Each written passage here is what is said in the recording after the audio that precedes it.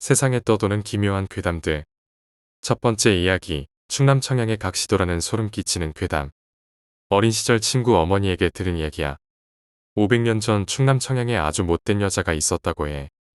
지금으로 따지면 사이코패스 같은 사람이었는데 남편이 자식들을 더 좋아한다는 이유로 질투가 나서 자식 둘을 죽여버렸대. 그 모습을 본 남편이 분노하며 소리치자 여자는 화를 참지 못하고 옆에 있던 커다란 돌로 남편마저 죽여버렸지. 시체를 치우던 여자는 마을 사람들에게 발각되자 시신을 언덕 아래로 아무렇게나 밀어버리고 산속으로 도망쳤어. 관아에서도 이 사건을 알고 반드시 여자를 잡으라고 포졸들을 풀어 밤새 산속을 뒤졌지만 찾은 것은 아이 둘과 남편의 끔찍하게 훼손된 시신뿐이었어. 얼굴을 알아볼 수 없을 정도로 잔인하게 죽였다고 해. 며칠 후 여자는 결국 배고픔을 이기지 못하고 마을로 내려왔어. 하지만 마을 사람들은 여자를 반갑게 맞아줄 리 없었지. 여자가 나타났다는 소식을 듣고 사람들이 몰려 나왔고 밥을 달라는 여자에게 그들은 돌을 집어 던지기 시작했어. 여자는 왜 자신에게 그러냐며 화를 냈지만 마을 사람들은 멈추지 않고 계속해서 돌을 던졌어. 결국 그 여자는 돌에 맞아 죽었지. 하지만 죽는 순간까지 여자는 쉽게 숨을 거두지 않았고 반드시 귀신이 되어 마을 사람들을 모두 죽이겠다고 저주를 퍼부으며 죽어갔어.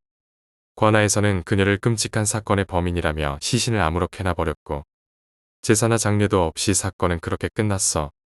그런데 며칠 후 마을에서 또다시 살인사건이 일어났어. 이번엔 현모양처로 소문났던 부인이 남편과 자식을 낫으로 살해했지. 문제는 이런 사건이 계속해서 반복되었다는 거야. 사또는 아랫사람들에게 왜 이런 일이 연이어 발생하는지 물어봤어. 이방과 여러 사람들은 이전에 죽은 여자가 귀신이 되어 복수를 하고 있다고 말했지. 귀신의 짓이라는 소문이 퍼지자 사또는 겁을 먹고 유명한 무당이나 퇴마사를 찾으라고 명령했어. 하지만 대부분의 무당들이 두려워하며 거절했고 협박을 피해 도망치는 이들도 많았어.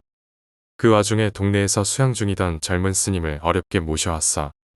사또는 그 스님을 의심했지만 믿어보기로 했지. 다음 날 스님은 두루마리 하나를 말아 사또에게 건네며 말했어. 귀신을 이 그림 속에 가두었습니다. 사또가 그림을 펼치려고 하자 스님은 절대로 그림을 펼쳐서는 안 된다고 경고했어. 믿기 어려웠지만 그 이후로 정말로 마을에서는 기이한 사건이 더는 일어나지 않았지. 사또는 그림에 각시와 귀신이 있다고 하여 각시도라고 이름을 붙였어. 그리고 그 그림은 친구네 집 창고에 고스란히 보관되어 있다고 들었어. 언젠가 그 그림을 꼭 보고 싶다고 생각했지만 벌써 20년이 흘러버렸네. 두 번째 이야기, 묘자리. 부모님과 떨어져 지내다 가끔 집에 오시면 새벽까지 도란도란 이야기를 나누며 잠이 들곤 해. 그때 아빠가 들려준 이야기가 너무 소름 돋아서 올려봐. 아빠가 젊었을 때 9수에 들었을 때의 이야기야. 꿈에서 아빠는 허허벌판에서 땀을 흘리며 묘자리를 파고 있었대. 윗줄에 3개, 아랫줄에 2개, 총 5개의 구덩이를 파고 있었지. 그 파진 자리를 한참 쳐다보다가 잠에서 깼는데 기분이 불쾌하고 찜찜했대. 당시 할아버지가 편찮으셔서 아빠는 혹시 내가 꿈에서 할아버지 무덤을 판 게 아닐까 걱정했어. 그 걱정이 커서일까 며칠 뒤에 아빠의 친척 2분이 교통사고로 돌아가셨다는 소식을 받았어. 주말에 장례식을 다녀온 뒤 아빠는 다시 꿈을 꿨는데 이번에는 5묘자리 중 2자리가 흙으로 덮여 있었대. 돌아가신 분들이 먼 친척 부부라 2자리가 메꿔진 것에 일단 안도했지만 꿈속의 안도감이 너무 생생해 죄책감이 들 정도였다고 해. 꿈에서 깨어난 아빠는 남은 3자리가 누구의 것일지 걱정이 되기 시작했어. 혹시 가족이나 가까운 친구들이 갑자기 세상을 떠날까봐 두려웠던 거야. 아빠는 주변 사람들에게 안부 연락을 하며 몸조심하라고 당부했고 그냥 있는 게 답이라고 생각했어. 한동안 아무 일도 없어서 그 꿈을 잊을 즈음 아빠의 직장 상사 한 분이 돌아가셨다는 소식을 들었어. 다시 장례식을 다녀온 뒤 꿈속 묘자리 중 또 하나가 덮여 있었지.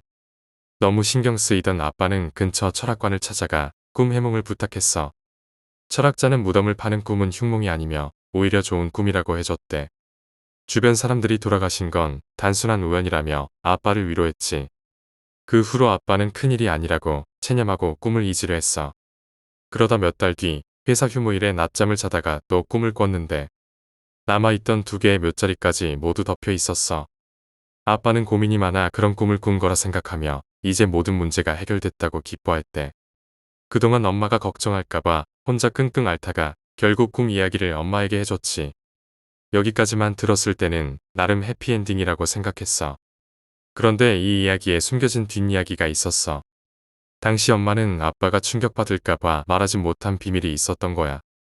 우리 친가 쪽은 남아선호 사상이 심해서 엄마는 딸 셋을 낳고 할머니에게 구박을 받으며 시집살이를 견뎠대. 그걸 본 작은엄마가 쌍둥이 딸을 임신했을 때 할머니의 반응이 무서워 몰래 엄마에게만 아이를 지운 사실을 털어놨었대. 아빠가 꿈속에서 팠던 남은 2개의 묘자리가 어쩌면 그 2아이를 위한 자리였던 건 아닐까 하는 생각이 들어. 세 번째 이야기, 끈을 당기는 남자. 초등학교 때 겪었던 일이야. 가족과 함께 외출을 했다가 집으로 돌아오던 길이었지. 밤 9시 무렵이었던 걸로 기억해. 역 플랫폼에서 전철을 기다리고 있었는데 우리 가족 말고도 여기저기 사람들이 있었어. 그런데 조금 떨어진 곳에 이상한 사람이 보였어. 아이처럼 키는 작은데 얼굴은 완전히 할아버지 같은 사람이 플랫폼에 주저앉아 있었지. 그 사람에게 왠지 신경이 쓰여 슬쩍슬쩍 쳐다보고 있었어. 그러던 중 갑자기 그 할아버지가 손을 앞으로 쭉 펴더니 끈을 당기는 것 같은 동작을 하기 시작했어. 그걸 몇 번이고 반복하고 있었지. 이상하다 싶어 나는 그가 당기는 보이지 않는 끈의 끝을 찾아봤어. 그곳은 선로 너머 반대쪽 플랫폼이었어. 거기 한 여자가 서 있었지. 그 여자는 할아버지가 끈을 당길 때마다 몸이 흔들리며 조금씩 앞으로 끌려가고 있었어. 그 순간 반대쪽 플랫폼에 전철이 들어오기 시작했어. 할아버지는 갑자기 세차게 끈을 잡아당겼고 여자는 무언가에 이끌리듯 전철 쪽으로 돌진했어. 나는 깜짝 놀라 비명을 질렀지. 그 소리에 주변 사람들이 놀라 나를 바라봤어. 그리고 다음 순간 반대쪽 플랫폼에서 수많은 비명이 터져 나왔어. 아버지가 반대편으로 상태를 보러 가셨고 돌아오셔서 이렇게 말씀하셨어. 한 여자가 전철에 부딪혔대. 피가 꽤 나긴 하지만 의식이 있고 생명에는 지장이 없을 것 같아. 정신을 차리고 보니 그 할아버지는 이미 사라진 뒤였어. 주변 사람들은 아무도 그 할아버지를 보지 못한 것 같았지. 그 후로 나는 전철을 탈 때마다 혹시 플랫폼 어딘가에 그 할아버지가 있지 않을까 찾아보곤 해. 하지만 만약 반대편 플랫폼에서 그 할아버지가 끈을 잡고 나를 바라보고 있다면 그땐 어떻게 해야 할지 가끔 두려워져. 네 번째 이야기, 마지막 벨소리와 아내의 목소리. 어느 날 한 남자가 일 때문에 지방으로 출장을 갔어. 그날 그는 일을 마치고 호텔로 돌아가기 전에 편의점에 들러 맥주를 마시고 있었지. 그런데 어디선가 핸드폰 벨소리가 들려왔어. 낯익은 벨소리였고 자신의 핸드폰임을 금방 알아챘어. 하지만 그는 핸드폰을 호텔방에 두고 나왔다는 사실을 기억했지. 이상하네. 왜 이렇게 가까이서 들리지? 의아했지만 일단 벨소리가 들리는 쪽으로 향했어. 호텔로 돌아가자 벨소리가 점점 더 크게 들렸고 급히 방으로 들어가 핸드폰을 집어들었지. 전화를 받자마자 다급한 목소리가 들려왔어. 여보, 큰일 났어. 우리 딸이 교통사고로 위독해. 빨리 올라와줘. 남자는 충격을 받고 곧바로 서울로 향했어. 부랴부랴 차를 몰고 가면서도 머릿속에는 하나의 의문이 떠나지 않았어. 호텔방에 있던 핸드폰 벨소리가 왜 편의점까지 들린 거지? 서울에 도착하자 딸이 실려간 병원으로 서둘러 갔어. 도착했을 때 마침 수술이 끝난 참이었지. 남자는 간호사에게 딸의 상태를 물었어. 다행히도 수술은 잘 끝났고 경과도 좋다고 했어. 안도의 한숨을 내쉬며 남자는 아이 엄마의 소식을 물었지. 그러자 간호사는 조심스레 대답했어. 아이 어머니는 현장에서 즉사하셨습니다. 다섯 번째 이야기, 해부대 위의 할머니. 재수학원 친구에게 들은 이야기입니다. 언니가 한의대에 재학 중인 친구가 있었어요. 언니의 집은 부산이었고 학교는 다른 지방에 있어서 자취를 하고 있었대요. 그런데 어느 날 밤 잠을 자고 있는데 천장 구석에서 할머니 한 분이 둥둥 떠서 자신을 노려보고 있었다고 해요. 가위에 눌려 몸이 움직이지 않았고 할머니는 계속 노려봤다고 해요. 우여곡절 끝에 가위에서 풀려나자 할머니는 사라졌지만 너무 무서워 꼭두 새벽에 남자친구에게 집에 와달라고 부탁할 정도였다고 합니다. 평소 겁이 많던 언니였으니 그 두려움이 오죽했겠어요. 다음 날은 해부학 실습이 있던 날이었대요. 한의대는 의대와 다르게 해부학 실습에 큰 비중을 두지 않아서 학생들이 직접 해부하는 대신 교수님이 해부를 하고 학생들이 주위를 둘러서 설명을 듣는 방식이었다고 합니다. 언니는 평소와 다름없이 해부학 실습 수업에 들어갔어요. 그런데 교수님이 해부하려고 준비한 시체를 본 순간 그 자리에서 기절해버렸다고 해요. 결국 2주일 동안 어머니가 자취방에 올라와 언니를 돌봐주셨다고 합니다. 언니가 쓰러진 이유는 바로 해부대에 올려진 시체가 전날 밤 가위에 눌렸을 때 자신을 노려보던 그 할머니였기 때문이에요. 6번째 이야기, 하숙집에서 나를 부른 낯선 목소리. 학교를 다녀와 너무 피곤해서 뻗어 자고 있었어. 나는 하숙생이었고 몇 명이 함께 같은 집에서 지내고 있었지. 꿀잠을 자던 중 갑자기 누군가 문을 노크하는 소리가 들렸어. 뭐지? 싶었지만 그냥 모른 척했어. 급한 일이었으면 문자나 전화가 왔겠지 싶었거든. 그때 상태가 엉망이었고 잠에서 깨어날 기운도 없었어. 그런데 갑자기 문이 벌컥 열리는 거야. 그 순간 이상하게도 몸이 움직이지 않았어. 실눈을 뜨고 누가 내 방에 들어오나 하고 살펴봤는데 남자친구였어. 그런데 나는 하숙집에 남자친구를 데려온 적도 없고 얘가 이렇게 막무가내로 들어올 애가 아니었거든. 너무 충격을 받아서 아무것도 할 수 없었어. 그런데 뭔가 이상했어. 남자친구가 너무 거대한 거야. 키가 큰 편이긴 한데 정말 비정상적으로 커 보였어. 머리가 천장에 닿을까 말까 할 정도였거든. 그리고 그 상황 자체가 기이했어. 그 남자친구가 문 앞에 서서 내 이름을 불렀어. 목소리는 침착했고 분명 남자친구의 목소리였지만 뭔가 미묘하게 이상했어. 나는 그게 남자친구가 아닌 것 같다는 느낌을 받았어. 제발 그냥 나가주길 바랐는데 정말 문을 닫고 나가더라. 아, 그냥 악몽이구나 싶어서 몸을 움직이려 했어. 그런데 다시 문이 열리는 거야. 이번에는 노크도 없이. 다시 부동자세로 자는 척했어. 그 존재가 천천히 걸어와서 내 침대 옆에 멈추더니 또 내 이름을 불렀어. 눈을 감아도 누군가가 내 가까이에 있는 실루엣이 느껴지잖아. 그 존재가 얼굴을 내 눈바로 앞까지 들이댔어. 그리고 이렇게 말했지. 안 자네. 그 말을 남기고는 조용히 나가버렸어. 나는 너무 놀라서 남자친구에게 전화했어. 혹시 여기 왔었냐? 고 물었는데 남자친구는 그게 무슨 말이냐고 했어. 도대체 그 존재는 뭐였을까? 7번째 이야기, 좌부동자. 여러분은 혹시 좌부동자라는 말을 들어본 적이 있나요? 이 이야기는 제 본가에서 실제로 겪은 신기한 경험이에요. 임신 중이던 저는 출산 준비를 위해 본가로 내려가게 되었어요. 본가는 2층 집이었고 당시 부모님만 1층에서 생활하고 계셨어요. 언니와 저는 결혼해서 따로 살고 있었기에 저는 2층의 빈 방을 사용했죠. 임신 후기라 배가 불러 잠들기 힘들었고 깊은 잠을 자는 것도 어려웠어요. 통증 때문에 한밤중에 잠에서 깨는 일도 잦아 최대한 잠을 자려고 했었죠. 그러던 어느 날 잠들려던 순간 누군가 달리는 발소리가 들려왔어요. 소리는 어디선가 위쪽에서 나는 듯한 느낌이었어요. 처음 그 소리를 들었을 때는 오히려 그 리듬감에 편안함을 느끼며 잠들었어요. 그런데 그 후로도 잠들기 어려울 때마다 같은 발소리가 들렸고 그때마다 거짓말처럼 쉽게 잠들 수 있었죠. 그날도 마찬가지로 발소리가 들려왔어요. 하지만 문득 이상한 생각이 들었어요. 본가는 단독주택이라 위층에서 소리가 날 수가 없었거든요. 순간 공포가 몰려왔고 저는 무서움을 달래려 여러 가지 원인을 생각했어요. 부모님이 1층에서 걷는 소리일까? 지붕 위에 쥐나 고양이가 돌아다니는 걸까? 하지만 그 발소리는 멈출 생각이 없었어요. 무서워진 저는 무거운 몸을 이끌고 1층으로 내려갔어요. 그런데 1층에도 부모님이 안 계셨죠. 그제야 부모님이 저녁 약속 때문에 늦게 온다고 했던 게 생각났어요. 지금까지는 항상 비몽사몽 상태에서 들었던 소리라 크게 신경 쓰지 않았지만 혼자 깨어있는 상태에서 들으니 온몸에 소름이 돋았어요. 그때 갑자기 허벅지에서 무언가 흐르는 것을 느꼈어요. 놀라서 확인해보니 양수가 터진 거였어요. 출산 예정일이 2주나 남은 상태라 너무 당황했죠. 급하게 부모님께 연락했더니 다행히 근처에 도착해 곧 병원으로 갈 수 있었어요. 조기 출산이었지만 아기는 건강하게 태어났고 저는 한동안 본가에서 산후조리를 하며 지냈어요. 신기하게도 그 후로는 발소리를 들을 수 없었고 육아에 집중하다 보니 그 일을 잊고 지냈어요. 몇 년이 지나 가족들이 다 같이 모이자는 부모님의 권유로 언니와 저는 아이들을 데리고 친정에 모였어요. 저는 엄마가 해준 요리를 맛있게 먹고 설거지를 하고 있었는데 엄마와 언니가 나누는 대화가 들려왔어요.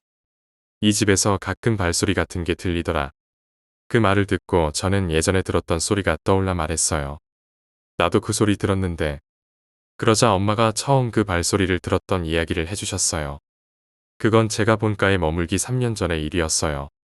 당시 옆집에는 서너 살 된 아이가 살고 있어서 엄마는 그 발소리를 아이가 내는 줄로만 알았대요. 하지만 그 아이가 이사 간 후에도 발소리는 간간히 들려왔고 엄마는 그 소리가 혹시 좌부동자가 아닐까 생각했대요.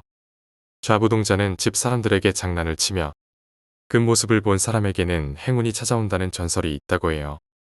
그래서 엄마는 무서워하지 않고 좌부동자라 여겼던 것 같아요. 이상하게도 아빠는 그 소리를 한 번도 들은 적이 없다고 하더라고요. 그날 우리는 또 하나의 신기한 일을 경험했어요. 언니가 가져온 아이의 옷이 사라진 거예요. 목욕 후 바로 입히려고 꺼내둔 옷이 갑자기 사라진 거죠. 온 가족이 옷을 찾아봤지만 어디에도 없었어요.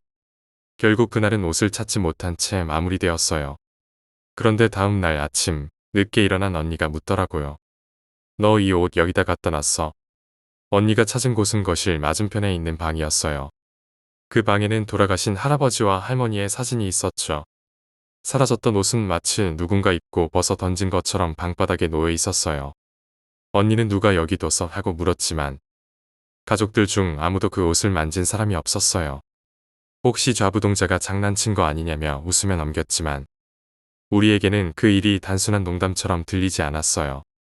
생각해보면 정말 좌부동자가 맞았던 것 같아요. 잠을 못 자던 나를 편하게 잠들게 도와줬고 조기 출산으로 위험할 수 있었던 상황도 무사히 넘길 수 있었죠. 언니에게는 귀여운 장난을 쳤고요. 그 후로도 엄마와 통화할 때마다 발소리에 대해 묻곤 해요. 엄마는 아직도 가끔 발소리가 들린다고 하시더라고요. 우리 집에 사는 좌부동자는 여전히 그곳에 머무르고 있는 것 같아요. 8번째 이야기, 묘지 위에 지어진 아파트. 내가 옛날에 한때 잘 나가던 동네의 아파트에 살 때 이야기야. 어렸을 때 귀신 이야기에서 자주 나오는 말이 있잖아. 우리 아파트가 바로 그런 케이스였어. 묘지였던 곳을 밀어버리고 지어진 아파트였거든. 내가 겪은 일을 들려줄게. 여자는 주로 앉아서 머리를 감고 남자들은 보통 샤워하면서 서서 머리를 감잖아. 그때 나는 하루에 한 번씩 머리를 감는데 이상하게 내 머리카락이 아닌 게 어깨와 목에 자꾸 엉켜 있는 거야. 당시 학교 두발 규정 때문에 스포츠 머리였는데 내 머리에 엉킨 건 25cm 정도 되는 긴 생머리였어. 그 머리카락을 볼 때마다 소름이 확 돋았어. 그리고 알지? 분명 머리카락인데 강아지나 다른 생명체를 만질 때 느껴지는 그 기분 말이야. 머리카락을 손가락 끝으로 집어 올릴 때 그런 이질적인 느낌이 들더라.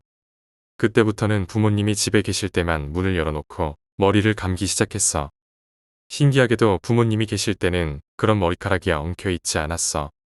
하지만 어느 날 부모님이 외출하신 날 혼자 집에 있을 때였어. 머리를 감아야 하는 시간이 다가왔고 겁을 참으며 샴푸를 하고 있었지. 그런데 갑자기 눈에 샴푸가 들어가서 눈을 감아야만 했어. 한쪽 손으로는 귀신 못 오게 막 팔을 휘저었지. 그 순간이었어. 팔을 휘감는 이상한 감각이 느껴지면서 닭살이 확 돋더라. 바닷물에 젖은 미역이 팔에 감기는 듯한 그 끈적하고 축축한 느낌이었어. 그 순간 소리를 지르며 샤워실을 뛰쳐나왔어. 그러자 그 끈적한 감각도 거짓말처럼 사라지더라. 결국 대충 몸을 헹구고 친구 집으로 도망쳤어. 친구 집에서 부모님이 집에 돌아오시길 기다렸다가 겨우 집으로 들어갔지. 아, 하나 더 경고할 게 있어. 어두운 골목길을 걷다가 뒤에서 누가 따라오는 느낌이 들면 뒤돌아보는 건 괜찮아. 하지만 절대로 위는 쳐다보지 마. 9번째 이야기, 노란 매니큐어. 이 이야기는 11년 전 내가 대학교 2학년 때 자취를 하던 시절에 겪은 일이야. 같은 과 동기와 함께 자취했는데 우리는 서로 잘 맞아 큰 문제 없이 지내고 있었어. 그날은 학교에 가지 않고 늦잠을 잤어. 내가 자니 친구도 학교에 가지 않고 함께 잠들었지. 그런데 한참 자고 있는데 인기척이 느껴졌어. 친구가 먼저 일어나 학교에 가려나 싶어서 눈을 떴는데 친구가 내 앞에 서서 나를 내려다보며 웃고 있더라. 그런데 그 웃음이 이상했어. 마치 실성한 사람처럼 희죽거리며 웃고 있어서 소름이 확 돋았어. 뭐가 좋아서 웃냐? 라고 물으려는데 그 순간 몸이 움직이지 않았어. 가위에 눌린 거야. 하지만 진짜 소름 끼쳤던 건 친구가 나를 쳐다보며 웃고 있는데 그의 등 뒤로 손이 올라오기 시작한 거였어. 그 손은 점점 올라와 친구의 어깨를 지나 목 언저리까지 다다랐어. 나는 너무 놀라 아무 말도 할 수 없었어. 그저 그 광경을 지켜볼 수밖에 없었지. 손가락 하나에 샛노란 매니큐어가 칠해져 있었는데 어두운 방 안에서도 그 색만은 유독 눈에 띄더라. 그리고 이어서 친구의 어깨 뒤로 긴 머리를 가진 여자의 머리가 천천히 올라왔어. 여자인 것 같았지. 여자의 얼굴은 친구의 머리 뒤에 가려 잘 보이지 않았지만 그녀는 나를 보며 눈을 깜빡이고 있었어. 그리고 그녀 역시 비아냥거리듯 나를 보며 웃기 시작했어. 둘은 나를 보며 함께 희죽거리며 웃고 있었지. 그때 그 여자가 친구의 어깨에 기대어 말했어. 오빠, 이 사람이 그 친구야. 하지만 친구는 아무 말 없이 계속 웃기만 했어. 너무 무서웠던 나는 비명을 지르며 일어났고 그 순간 내 앞에 서 있던 친구는 흔적도 없이 사라졌어. 옆을 보니 친구는 여전히 곤히 자고 있었어. 나는 친구를 흔들어 깨워 방금 겪은 일을 말해줬어. 내 이야기를 들은 친구는 갑자기 손에 들고 있던 담배를 툭 떨어뜨리며 떨리는 목소리로 물었어. 혹시 노란색 매니큐어? 그는 다급하게 빨리 대답하라며 윽박질렀지만 나는 겁에 질려 대답을 피했어. 그러자 친구는 말없이 담배를 한 대 더 피우며 이야기를 꺼냈어. 내가 예전에 동네에서 만난 여자친구가 있었는데 대학교 오면서 정말 안 좋게 헤어졌어. 나는 물었지. 그 여자 혹시 자살이라도 한 거야? 친구는 눈을 떨구며 조용히 대답했어. 자살만 했으면 다행이지. 나는 무슨 일이 있었냐고 계속 물었지만 친구는 미안하다는 말만 되풀이했어. 그 이상은 더 묻지 않았어. 그 후 우리는 군대를 갔고 제대 후 복학생이 되어 다시 만났어. 개강날 반가운 마음에 술을 마시며 예전에 겪은 그 일이 다시 화제에 올랐어. 그때 친구가 술에 취해 충격적인 이야기를 털어놓았어. 차라리 나를 죽이지. 왜 내 친구들을 죽이는 거야? 3명이나. 나는 그 이야기가 더 듣기 싫어 그만하자고 말했지만 친구는 멈추지 않았어. 그때 내가 같이 죽었어야 했어. 친구들 꿈에 그 여자가 나타날 때마다 미치겠다. 그러더니 친구는 주머니에서 한 장의 사진을 꺼내 보여줬어. 사진 속에는 한라산에서 친구와 한 여자가 어깨동무를 하고 다정하게 찍혀 있었어. 여자는 친구의 어깨 위에 노란 매니큐어를 칠한 손을 올리고 있었지. 그 사진을 보고 나는 아직도 생각해. 예전에 봤던 그 여자가 그녀였을까? 그리고 만약 그 여자가 맞았다면 오빠, 저 사람이 그 친구야. 라는 그 말은 과연 무슨 의미였을까? 10번째 이야기, 대구 원룸촌에서 이어진 기이한 사건들. 잠시 대구 근교 원룸촌에서 살던 때의 이야기야. 그 동네에서는 사망사고가 잇따라 일어났어. 내가 겪고 들었던 일들을 말해줄게. 내가 살던 원룸 주변에는 비슷한 원룸들이 많았는데 어느 날 슈퍼에 들렀다가 이런 이야기를 들었어. 매일 그 동네에 우유를 배달하던 아주머니가 어떤 집에 우유가 쌓여있는 걸 발견했대. 문 앞을 지날 때마다 이상한 썩은 냄새가 풍겨서 옆집 사람과 상의한 뒤 경찰을 불렀지. 경찰이 문을 따고 들어가 보니 목을 매달아 죽은 남성의 시체가 있었대. 죽은 지 꽤 지난 것 같았는데 천장에 묶은 줄이 끊어져 시체가 무릎을 꿇은 자세로 있었대. 몸 전체가 시커멓게 부패해 살이 녹아내리고 혀 같은 살덩이가 턱 밑까지 내려와 있었다고 해. 멀리서 보면 청동상처럼 보였을 정도였다고 하더라. 그리고 근처에 있는 영엑스대학교 캠퍼스에 관한 일도 들었어. 캠퍼스는 그 규모로도 전국적으로 유명한 곳이었지. 어느 날 근처에서 공사를 하던 중 경찰이 출동하고 테이프를 쳐놓은 걸 봤어. 이후에 들은 이야기로는 공사 중 포크레인이 땅을 파다가 여성의 다리 한쪽이 나왔대. 구두를 신은 종아리 부분만 있었고 사체 전체는 나오지 않았지. 경찰이 주변을 샅샅이 수색했지만 다른 신체 부위는 끝내 발견되지 않았어. 마지막 이야기는 아버지가 내가 초등학생이었을 때 겪은 일이야. 아버지는 주말마다 대구 앞산으로 등산을 다니셨는데 그곳에서 목을 맨 여자 시체를 보셨대. 겨울 새벽에 오르막길을 오르다 나무에 뭔가 이상한 것이 매달려 있는 걸 발견했어. 처음엔 설마 시체일 거라 생각하지 못하고 계속 쳐다보며 다가갔대. 가까이 다가갔을 때에야 그게 시체라는 걸 알라차리셨지. 여자는 나무에 매달린 채 머리카락이 산발이 되어 늘어져 있었고 얼굴이 너무 잘 보여서 그 모습이 잊히지 않는다고 하셨어. 목을 맨 사람의 혀가 빠진다는 이야기는 많이 들었지만 직접 보니 혀가 시커멓게 변해 가슴팍까지 늘어져 있었대. 눈은 떠져 있었고 다리 사이로는 이상한 액체가 흘러내리고 있었지. 그 이후 아버지는 그 충격으로 계속 가위에 눌렸고 음식만 먹으며 체해서 한동안 병원을 다니셨어. 병원에서도 효과가 없어서 무속인을 찾아갔는데 무속인은 귀신이 붙어 있었다고 말했대. 크게 무서운 이야기는 아닐지 모르겠지만 내가 기억에 남는 일들이야. 11번째 이야기, 전화벨과 함께 사라진 소리. 저는 집안 사정으로 사촌 집과 할머니 집을 전전하며 살았는데 이 이야기는 할머니와 살 때 겪은 일입니다. 그때가 아마 초등학교 5학년 가을이었고 꽤 추웠던 기억이 나요. 할머니는 정말 독실한 기독교 신자셨고 일주일에 4번 이상 교회를 다니셨죠. 그날도 수요일이라 수요 예배를 가시기 전 시계를 보며 오늘은 많이 늦을 거라고 말씀하셨어요. 할머니는 곧장 교회로 가셨고 저는 안방에 앉아 TV를 보고 있었습니다. 그런데 갑자기 싸늘한 기운이 느껴지며 소름이 돋아 이불을 머리끝까지 푹 뒤집어 썼어요. 얼마 안 돼 답답해 얼굴을 내밀려는 순간 안방문에서 끼익 하는 소리가 들렸습니다. 순간 몸이 굳어버렸죠. 도둑인가? 왜 문이 삐걱거리지? 여러 가지 생각이 머리를 스쳤어요. 그런데 문이 미친 듯이 왔다 갔다 하며 삐걱거리는 소리가 점점 더 크게 났습니다. 겁에 질려 이불 속에서 웅크린 채 10분쯤 지나도록 꼼짝하지 못했습니다. 그때 전화벨이 울렸어요. 전화벨이 울리자 삐걱거리는 소리도 멈췄죠. 너무 무서웠지만 혹시 떨어져 계신 아버지 전화일까봐 용기를 내어 방을 더듬으며 전화기로 갔습니다. 떨리는 손으로 전화기를 들었더니 큰아버지의 목소리가 들렸습니다. 전화를 왜 이렇게 안 받니? 수십 번은 걸었는데. 그러더니 할머니가 교회에서 집에 오셨는데 문을 안 열어줘서 지금 큰아버지 댁에 계신다고 하셨어요. 너무 놀라서 멍해졌습니다. 이불을 덮고 있던 시간은 10분도 안 됐고 TV를 본 시간도 몇 분밖에 되지 않았는데 말이죠. 그리고 할머니는 분명 방금 전에 나가시며 오늘 늦으신다고 하셨는데 너무 어이가 없어서 멍한 상태로 TV를 보니 TV가 꺼져 있었습니다. 분명 TV를 켜두었는데 이상하다 싶어 순간 혼란스러워졌습니다. 그런데 그때 다시 TV가 켜지며 어두운 방 안이 화면에 비쳤습니다. 벙찐 채로 화면을 보고 있었는데 배우들이 대화하는 소리가 들리기 시작했고 그 소리가 점점 더 커졌습니다. 겁에 질린 저는 내복 차림으로 큰아버지 집까지 달려가 울면서 이야기했습니다. 다들 꿈을 꾼 거라고 하셨지만 TV가 켜질 때 저는 큰아버지와 통화 중이었어요. 지금도 그 일이 어떻게 된 건지 의문으로 남아 있습니다. 12번째 이야기, 오두막의 비밀. 올여름 내가 살아오면서 가장 무서운 일을 겪었어. 처음에는 누군가에게 이 이야기를 할 수 없을 정도로 무서웠지만 이제 조금 안정이 되어서 이렇게 글로 남겨보려고 해. 우리 집은 추곡후 지방의 깊은 산속에 있는 시골이야.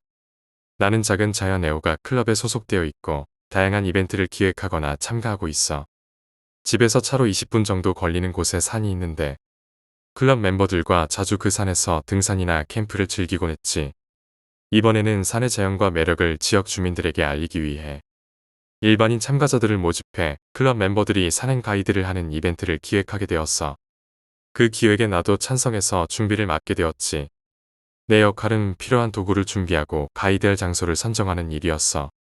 산에는 여러 번 올라본 경험이 있지만 행사를 준비하려면 직접 걸으면서 점검하는 게 좋을 것 같아 휴일에 혼자 산에 오르기로 했어. 그날 날씨가 아주 좋아서 등산하기에 딱이었어. 한 손에 디지털 카메라를 들고 안내 책자에 넣을 사진도 찍으며 산을 오르고 있었지.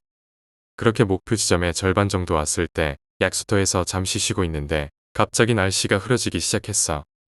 내려갈까 고민하다가 행사 당일에는 더 멀리 갈 예정이었으니 조금 더 올라가 보자는 생각이 들었지. 그리고 그때였어. 무언가 소리가 들렸어.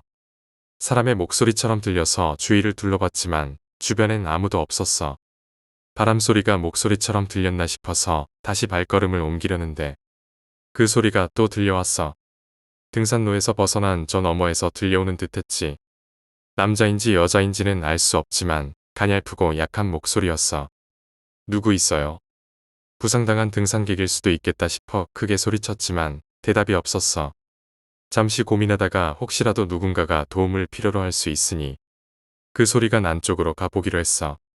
풀숲을 헤치며 주위를 살펴보다가 갑자기 넓게 트인 장소에 도착했어. 산을 수없이 오르내렸지만 이런 곳은 처음이었지. 풀숲은 어느새 사라지고 축축한 땅 위로 나무들이 일정한 간격을 두고 서 있었어. 나무에는 제한 표시줄 같은 것이 붙어 있었지. 그리고 나무들 사이엔 낡은 오두막집이 하나 있었어. 헛간처럼 보이는 그 오두막에서 사람의 목소리가 들려오고 있었어. 왠지 기분이 나빴지만 혹시 누군가가 있을지도 모른다는 생각에 오두막으로 다가갔어. 가까이 가보니 오두막 문에는 낡은 부적들이 빽빽하게 붙어 있었어. 부적들은 완전히 갈색으로 변해 있었고 자물쇠는 녹슬어 부서진 상태였어. 문이 약간 열려 틈이 보였지. 오두막 안에서 또다시 소리가 들려왔어. 너무 무서웠지만 혹시라도 누군가가 다쳐서 안에 있을지 모른다는 생각이 들어 문을 살짝 밀었어. 끼익 소리를 내며 먼지 가득한 문이 열렸고 그 안에는 한 여자가 서 있었어. 여자는 내게 등을 돌린 채 방 가운데에 서 있었지. 낡고해진 기모노를 입고 허리까지 내려오는 부스스한 머리카락이 흩날리고 있었어. 가늘고 여인 손과 발 사이에는 죽은 동물의 시체가 널려 있었고 마루에는 검붉은 피가 흘러 있었어. 여자는 무언가를 중얼거리고 있었지만 알아들을 수 없었어. 그 소리는 일정한 템포를 가지고 있었고 나는 이것이 노래 같다는 생각이 들었어. 뭔가 아주 위험한 것을 본 것 같은 느낌이 들어 도망치려 했지. 한 발짝 뒤로 물러서자 여자는 몸을 흔들기 시작했어. 그 움직임은 점점 거세졌고 긴 머리카락이 사방으로 흩날렸어. 여자가 계속 무언가를 중얼거리자 나는 온 힘을 다해 도망쳤어. 등산로를 따라 미친 듯 달렸지만 문득 뒤를 돌아보니 20m 정도 뒤에 그 여자의 머리가 보였어. 나는 더욱 빨리 달렸고 여자는 나무 그늘 사이에서 점점 가까워지고 있었어. 숨이 가쁘게 차오를 때쯤 마침내 마을에 도착했어. 가장 가까운 집으로 달려가 초인종을 미친 듯 눌렀지. 내 비명의 할머니 한 분이 문을 열고 나왔어. 뭐여, 무슨 일 있는겨? 나는 할머니께 물었어. 저기, 혹시 제 뒤에 누가 따라오지 않았나요? 아무것도 없는디. 할머니의 대답에 뒤를 돌아보니 여자의 모습은 사라지고 없었어. 이게 내가 겪은 일이야. 너무 무서워서 클럽 멤버들에게 말하지도 못했고 계획된 산 이벤트에도 참여하지 않았어. 지금은 공포심이 많이 가라앉았지만 내년쯤 한번 그곳을 찾아가 볼까 하는 생각도 들어.